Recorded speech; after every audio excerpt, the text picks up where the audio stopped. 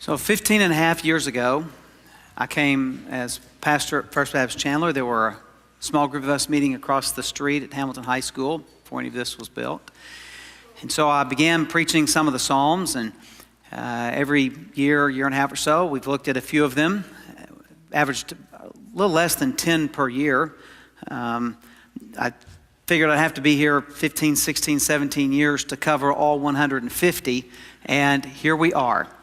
We have 14 left to go, so for the next 14 weeks, we're going to finish the book of Psalms. And I'm just kind of curious, were any of you here from the beginning of that? May the Lord have mercy on your soul.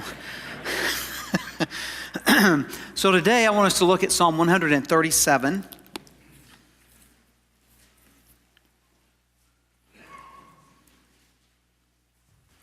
In 586 BC, the city of Jerusalem was destroyed, and many of the people were taken as captives into the land of Babylon.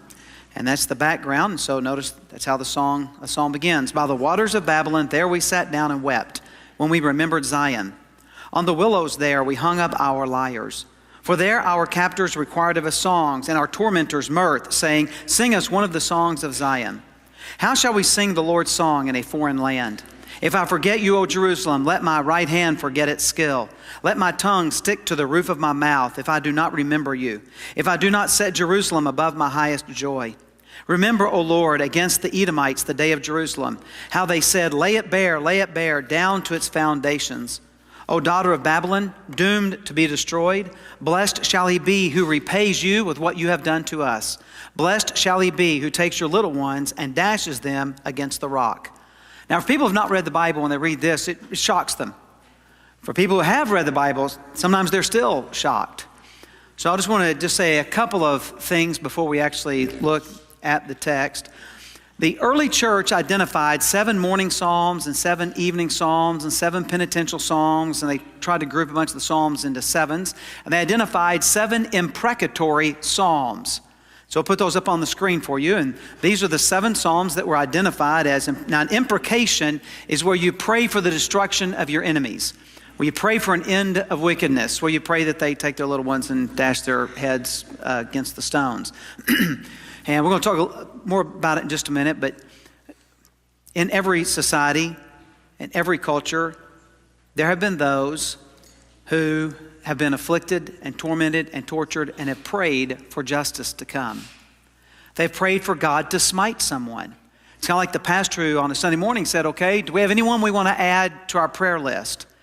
And like most prayer lists, it was the organ recital, Aunt Sally's kidneys and Uncle Bob's liver, and it's just all the organs that aren't working right in people. And that was the prayer list. And then when they were done with that, he said, okay, is there anyone we want to add to our smite list? And so those smite list prayers are imprecatory prayers, and we'll look at those a little bit more later. So what I want us to do is just kind of see what this psalmist is praying. By the waters of Babylon, here's the situation that sets the background. By the waters of Babylon, there we sat down and wept. Now you'll notice that it's waters, plural. Some translations have the word rivers. If you know your geography, you know that the country of Babylon only had one river. Now, if you have a river and you want to get the water into your fields, what do? You irrigate. Okay? So the Old Testament word for irrigation ditch is waters, plural. So this is an irrigation ditch by the waters of Babylon. Now, if you're the Babylonians, who do you want to have dig these irrigation ditches? Slaves, captives. And so this Hebrew is a slave ditch digger in Babylon. And when you find yourself in the lowest of circumstances, you do exactly what he did. There we sat down and wept when we remembered Zion. We remembered how it used to be good. We remembered how the temple was there. We remembered how we went and worshiped. We remember the power of God that we saw demonstrated, and we remembered how we sang to the Lord. We sat down and we wept when we remembered Zion. As a matter of fact, it was so bad, we couldn't even sing. On the willows there, we hung up our lyres. Now, when you hear the word lyre, some of you think, my brother. But it's not that kind of lyre. Notice it's L-Y-R-E. And this is similar to a guitar. It strings, and they would carry them around and would play them. Matter of fact, we have some pictures of some here. They've come off of relief. It's come from Babylonian relief. And so you can see they have basically a sound box and strings. We have another one here that's a drawing of one that you can see the sound box. You see where the strings would go. And then we have one off a painting from Egypt. That's probably the bass lyre, the bass guitar.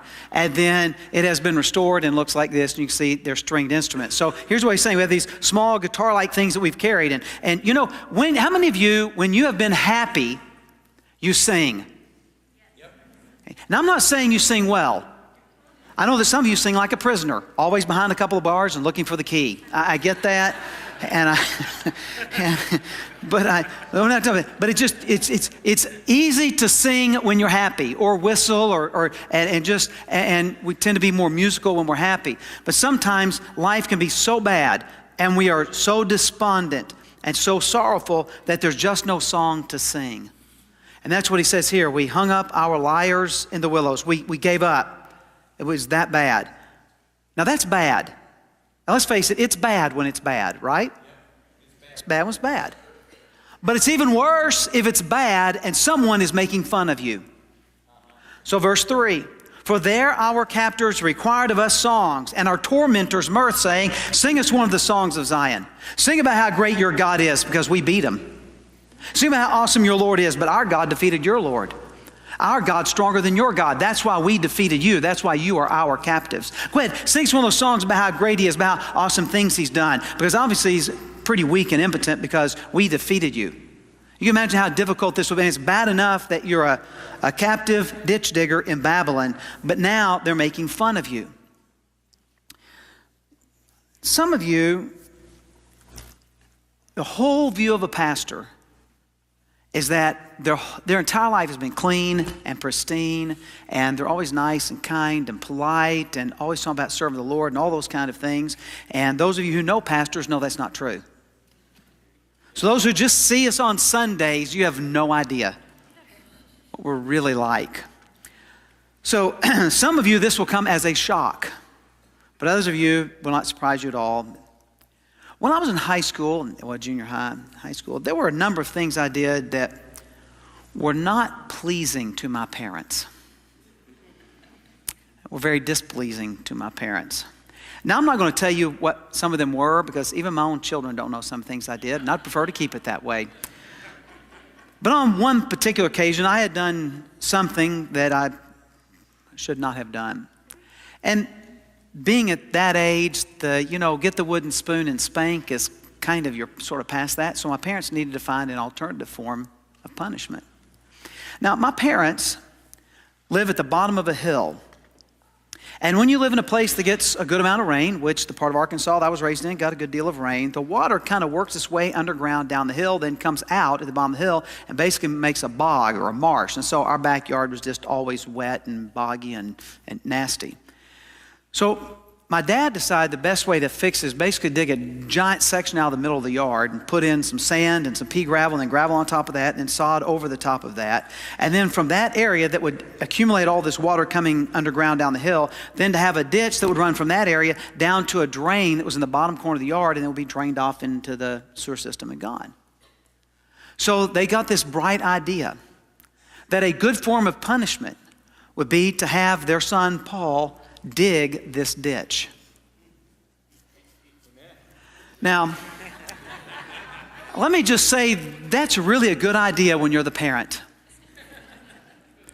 So Dad marks it out, tells me how deep to dig it, and I figure out real quickly, if I work hard enough and fast enough and I get after it, I can get this thing done and the punishment's over. So I'm out in the backyard, and I'm going at it 90-0. I'm really working it, and then I hear it. I'm not going to call them friends. Fellow high school students who lived behind me are at the fence making fun of me. So I think I'm going to tune it out. I'm just going to tune it out. And so I don't look up. I don't acknowledge them. I just keep digging. But I'll be honest with you, after a few minutes, I'd had enough. I went inside. Then I watched out the window till they went inside. Then I went back out. And you know what they did? They came back out. so I had to kind of start like watching, like, is there an afternoon when I know they're not going to be here and there, and I can get out and I can, and yes, I eventually dug it, and yes, it worked like it was supposed to. But man, every time I read this passage, I think about that. I know what it's like to be digging a ditch and to be made fun of. It is difficult in life when things are not good, when things are not well, when things are not right. But it is even worse when people pile on. And so that's the situation in which he finds himself. So in verse 4, he asks the question that all of us ask: how shall we sing the Lord's song in a foreign land? How do we sing the Lord's song when we're in a new situation? We're in a foreign land, someplace that we have never been before. I have very few preschool memories. Most of my memories that I have are of being in school. And yes, it was very difficult. We had to walk to school barefooted uphill in the snow. Then we had to walk home barefooted uphill in the snow. And it was miles and miles of trudging uphill barefoot in the snow. And now when I go back, it was only like 6 blocks, and it only snowed like one day a year where I live. But and those are kind of my early memories. That was sort of where the world happened. And then, when I went in the 6th grade, in the 1970s, there were a number of legal decisions that had been made to get rid of desegregation, to integrate schools. So I had this bright idea in my hometown that they just took the easy approach to integration. So in the 6th grade, I was bused across town. But here's how bizarre it was. It took me a while to figure this out when I was in school. They just split the alphabet in half. So at the school I was at, if your last name started with A through K, you were black. And if it started L through Z, you were white. Because they just flip-flopped the bottom half of the alphabet. And since my name was Smith, I was one of the guys that got bused. And at the time, to be honest with you, the only thing I knew was I had to get up earlier and catch another bus all the way across town and got home later in the day. But I was at a place I'd never been. Friends that I'd had, if their name didn't start with L through Z, they were back at the old school. And new friends that I had whose names were A through Z, some of their friends whose names were L through Z were back. I mean, it was a whole new experience for me. And it was a foreign land for me to be in, something that I'd never experienced. And then I moved into junior high, and oh my goodness, for my parents, that was a foreign land. And for me as well. Got into high school, and then it happened. Oh yeah, it happened. That great rite of passage, when I got the little rectangular piece of plastic that gave me the legal right to drive a vehicle on my own. I go, oh, that's what everybody else in my hometown said as well. And man, it was a foreign land. Suddenly now to have freedom I'd never had before. I can remember my first vehicle. It was two-tone, green and rust. Took a quart of oil to a tank of gas. It listed to the left. I mean, everybody, that should be their first vehicle. And I'm not going to say I loved it, but I do remember it. And it was and that was a whole new kind of world, a whole new foreign land. Now, to suddenly have that responsibility, but also that kind of freedom. Then I graduated high school. Oh, man, all I'd ever known was school. You know, when you graduate high school, that's the only world you've ever known, is being a student. That's why we call it student ministry. That's how they identify their students. Graduated high school, I made one commitment when I graduated high school. I committed that under no circumstances, in no situation would I ever again go to school. I hated school with a passion. So I went into the work world. That was a whole new experience, a whole foreign land, now to be a full-time employee. And I started to move up with the company I was at, that wonderful restaurant called Kentucky Fried Chicken. Those of you who ever wonder why my nickname is Chicken Man, that's the reason. It goes back all those years ago. And so, man, that was just a whole foreign land. To no longer be a student and have a whole new set of friends now, people that worked. And just, it was just, how do you sing the Lord's song when you're in a whole new place like that, a foreign land? And then I felt that God was calling me to be a pastor. So I went and talked to my pastor, and I said, what do I do? And he said, well, you need to go to college and seminary. I said, no, we do the non-education route. Said, we don't do that. He said, no, you have to go to college and seminary. And so I was like, well, fine. So now I'm going to go be a college boy. And that was a whole, man, you talk about a foreign land. I had never done any homework my entire life. I never studied. I hated school. I loathed it. All I wanted was to get out. And now here I am voluntarily back in. And it was a whole foreign land to learn that you actually study for school. And so I had to learn how to study. I had to learn how to learn. And I had to learn how to prep for tests and do papers and all those kind of, man, it was a foreign land. And to further complicate it was that morning that I woke up and man, was I in a foreign land. There was a woman in the bed next to me. I was married. May I say, anybody who tells you they're prepared for marriage is a fool. You have no idea. It is a foreign land. I was raised with one sister and a couple of brothers, and so the boys all shared one small bathroom. I was not aware that you're supposed to put the toilet seat down until one night she hit bottom.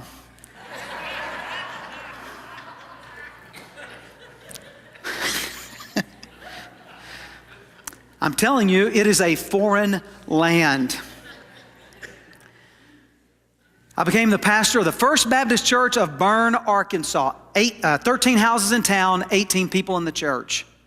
In 2.5 years, we doubled. We had a baby, a couple other people had a baby, and 2 families joined the church. That's all it takes to double if you start with 18. I didn't know how to baptize. I didn't know how to do the Lord's Supper. I didn't know how to do anything. I preached everything I knew the first 2 weeks, and then I was lost after that. You talk about a foreign land. Being a pastor, it was a foreign land, and there are many days I feel like it is still a foreign land. How do you sing the Lord's song? Then we graduated, and lo and behold, I got awakened again in the middle of the night by a female scream. But this time, not my wife, it was my daughter. I was a dad.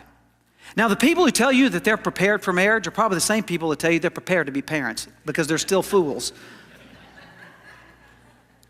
You never get parenting down.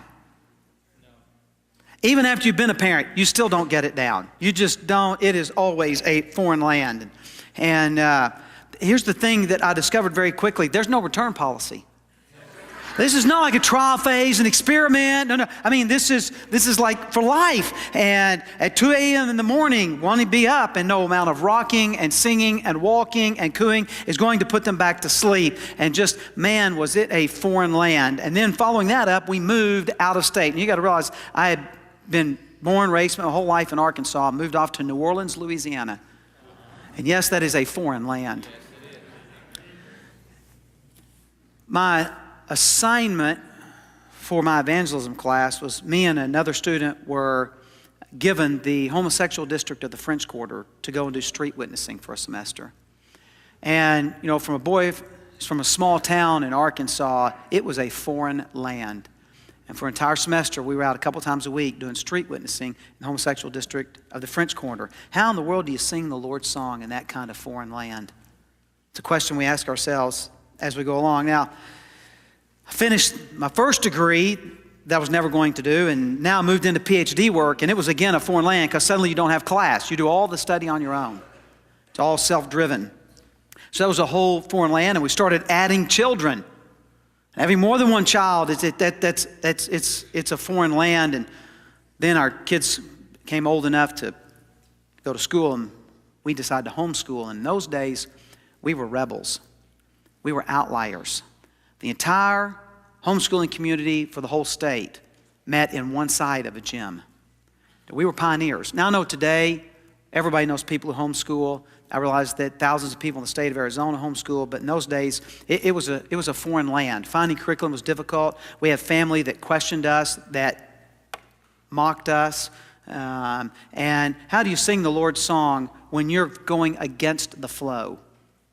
When you're doing something that is not the norm. And so we were, again, like so often in a foreign land. And then God moved us. Now you need to understand what I'm about to say. I was born in the South. I was raised in the South. I was born and bred a Southern boy. That means that breakfast is biscuits and gravy, and if it ain't fried, it ain't food. That's the way I was raised. I'm telling you, the way I was raised, there was no Civil War. There was no war between the states. It was the war of northern aggression. It's the way I was raised. And you know what God did? He moved me to the north. I figured, well, those Yankees need to be saved too. And so once again, I found myself in a foreign land. I did not know that it could get below freezing and stay there for 5 straight weeks. It was a foreign land. People had no idea what hot sauce is. Man, it was a foreign land. And how do you sing the Lord's song when you just are relocated to a place that is not like where you were raised and have spent your whole life? And so the question came again, how are we going to sing the Lord's song in a foreign land? And then that daughter that woke me up in the middle of the night, right after we graduated college, moved out. Now, let me just say, when you have 4 kids, the oldest moving out doesn't change anything. The house is just as loud, just as messy, just as crazy as forever. But started to realize, we got kids that are growing up, and then I got the phone call. Dad, I met a boy. I was in a foreign land. Now let's just get a couple things straight. First of all, we all know he wasn't going to be good enough. Amen. Every girl's going to marry someone like her dad, and so obviously he wasn't going to be good enough. And then you see your daughter married, and you realize, wow, my child is an adult and married, and man, it's a foreign land, and other children begin to move out. And now we have 2 sons-in-law, and we have a daughter-in-law, and this coming Saturday we're going to add another daughter-in-law, so they'll all be married and never moving home, and for that we greatly rejoice. The kids moving out, kids getting married, it's a foreign land. And then we got another one of those phone calls. Dad, I'm pregnant. Now, for those of you grandparents, I'm sure the first thing you thought when you heard that news for your first grandchild, same thing I thought, I am not old enough to be a grandparent. Your grandparents were always old. Because when you're a little kid, like anybody over 30 is old, so my grandparents are always like, old. I'm not old. I can't be a granddad at this point. But yes, so then, you said, what do you want to be called? Well, since I'm of German descent, Opa seemed obvious. Plus that, it's very easy to learn, so they can say it long before they'll say Granny. So it was a foreign land, but then we got another phone call a couple months later. Dad, we lost the baby. Now, for years as a pastor, I've known people who've had a miscarriage or miscarriages, and it just didn't seem to be as bad as they made it out until we went through it. And we were in a foreign land, and unfortunately, that was not the first one for our daughter. And I want to say to those of you who have been through that, you know what this verse is saying. It says, how do we sing the Lord's song in a foreign land? It is a deep and abiding loss. And so here we were now in a place that we never expected. However, through some work with the doctors and all, our daughter did eventually have, she's actually had 3 now. So we have a 4-year-old, 3-year-old, and a 2-month-old. And man, being a granddad, I'm telling you, it is a foreign land.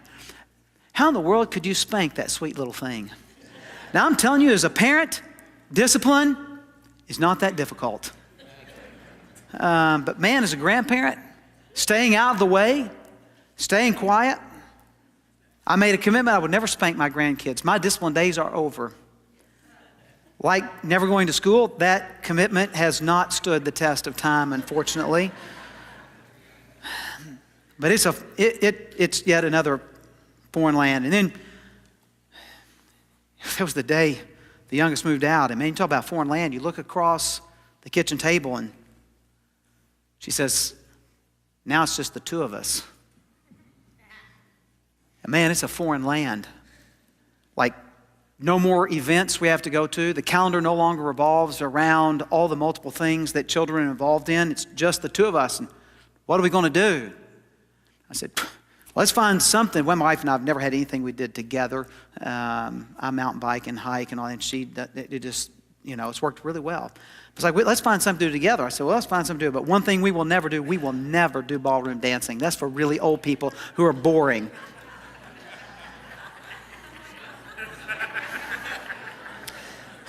One of these days I'll learn not to make a commitment. My wife and I love to tango. I don't want to hear anything about it. Just know it's a foreign land when they're just the two of you. Now I realize that if the Lord doesn't come back and my life continues, the day is going to come where I'm going to wake up one morning with nothing to do. And let me assure you, retirement frightens Jerry to no end. The thought of me with nothing to do, she just tries not to think that way. But I realize retirement is a foreign land. If, like me, you started working as a teenager, I got my first job at 13 and I've not stopped since.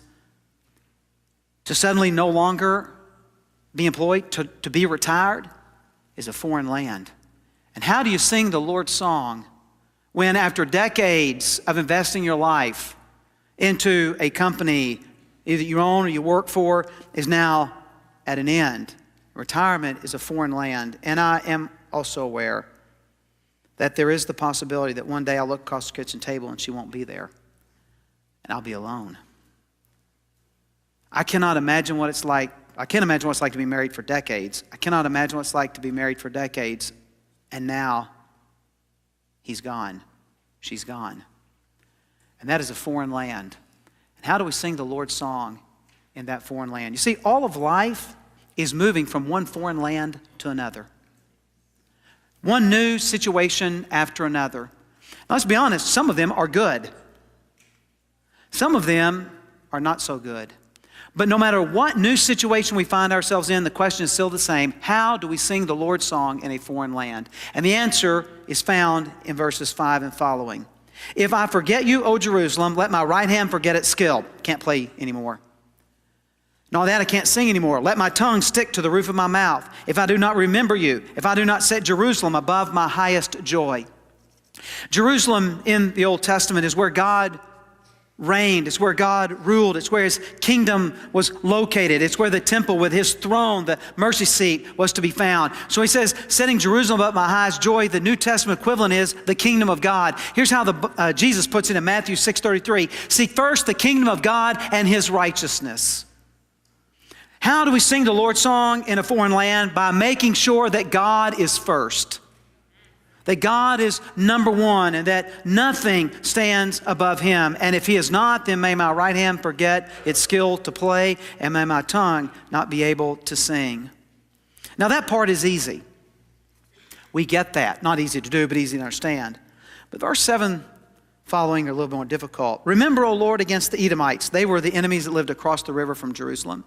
Remember when Jerusalem was under attack from the Babylonians? What did the Edomites say? Lay it bare down to its foundations. They joined the Babylonians, and to the Babylonians who are doomed to be destroyed. Blessed shall he be who repays you with what you have done to us. We're still okay right there. We understand a prayer for God to bring about retribution. But verse 9, blessed shall he be who takes your little ones and smashes their heads against the rock. Now, there are a lot of ways that this has been addressed, and I'm not going to go through the whole lecture that I do in my seminary classes on what all this is. I'll just boil it down to 2 or 3 things. First of all, this is a prayer, not a call to arms. To go out and do this on your own is vengeance, not justice. Justice belongs to the government. That's why we're told consistently in Scripture to pray for those who are in authority, because they've not been given the sword in vain. So this is not me seeking vengeance on my own. A second thing to note is that this is a prayer that God would bring about justice. And it is consistent with God's nature. It is consistent with what the Bible teaches. You find this same statement at least 3 times in the law. Exodus 21:23, Leviticus 24:19 and 20, and Deuteronomy 19:19 to 21. Lex talionis. It is the prayer of justice. And here's what, you know those passages. Eye for an eye, tooth for a tooth. Blow for a blow, smite for smite, life for life. In other words, justice is to fit the crime. There are a number of things that bring the death penalty in the Old Testament. Theft is never one of them because property is never equal to human life. So punishment is to fit the crime, not to exceed the crime. So what he's praying here is that the punishment of the Babylonians and the Edomites would match the crime that they have committed. And of all the things they have done, what is the worst thing that they have done? What is the worst thing that the Babylonians have done to those that they have defeated? It is kill the children. And so what he's doing is he is expressing what they have done, and may God's justice be meted out on them equal to the crimes that they have committed. That's what he's praying for. And it is the same for us. The worst crime that anyone can commit is to kill an innocent child. And I'm going to just take it one step further. Not just to kill an innocent child, but to kill an innocent child whether they are born or unborn. And so what the psalmist is saying is that the answer to how do we sing the Lord's song in a foreign land is keep our eyes on Jesus Christ and pray for God's justice, because unfortunately there is evil everywhere in our world. And to pray that wickedness will be turned back. The first scientific approach to tennis was by Vic Braden.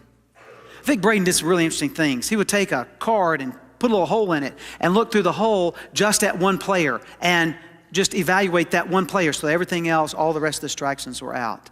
He opened the first tennis college anywhere in the world.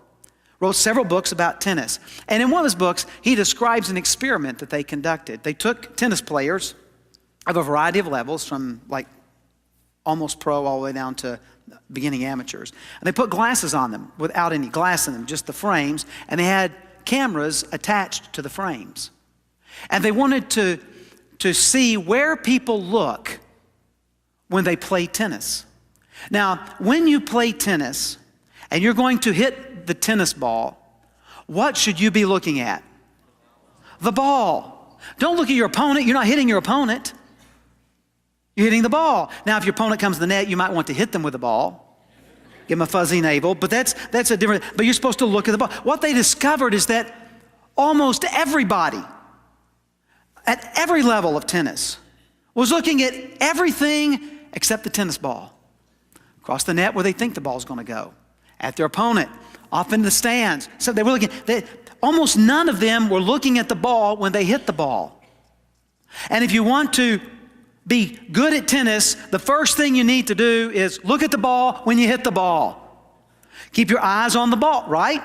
That's the kind of first. So here's what the psalmist is telling us. How do we sing the Lord's song in a foreign land? Here is how. By making sure we're not looking all over the place, but we keep our eyes focused on Jesus Christ. Keep our eyes on the ball. This is my passport. This passport has actually gotten me into a lot of different foreign lands. That's why it's called a passport. You need a passport to get in. Okay? Now there's something interesting. No matter what country I travel to, my passport is still the same. It still shows me to be a citizen of the United States of America. I'm a citizen. No matter what foreign land I may be in, I'm still a citizen of the United States of America. What the psalmist is saying is, no matter what foreign land you and I may find ourselves in, we need to remember that is not where our citizenship is. Our citizenship is in the kingdom of heaven. That we belong to Jesus Christ. And wherever we are, we need to remember, it may be a foreign land, but I am a citizen of the kingdom of God. And keep our focus on the King of our kingdom, who is Jesus Christ. Now, I don't know what foreign land you're going to experience next year. Some of you, 2019 may be just like 2018. It may just be another year. But for some of you, it's going to be a move to a foreign land. Your company's going to close its doors.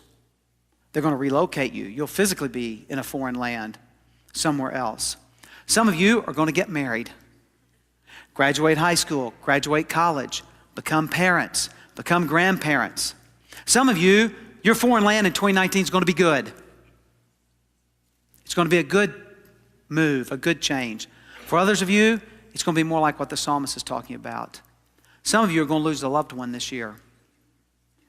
Someone who's been stable and a part of your life for as long as you can remember. And it's going to be a foreign land without them there. Some of you are going to get news from a doctor, and it's going to be a foreign land. Some of you are going to have someone turn on you who you trusted, and you're going to be hurt. And it's going to be a foreign land. Whether 2019 moves you to a better or a worse foreign land, the way we sing the Lord's song is still the same. Keep Jesus number one. Pray for God's justice to be done. Life is moving from one foreign land to another. And as we do, we ask the question, how do I sing the Lord's song in this place? And the answer is always the same. Keep Jerusalem above my chief joy. Keep Jesus number one. Keep my eyes on Him. That's how you sing the Lord's song in any foreign land.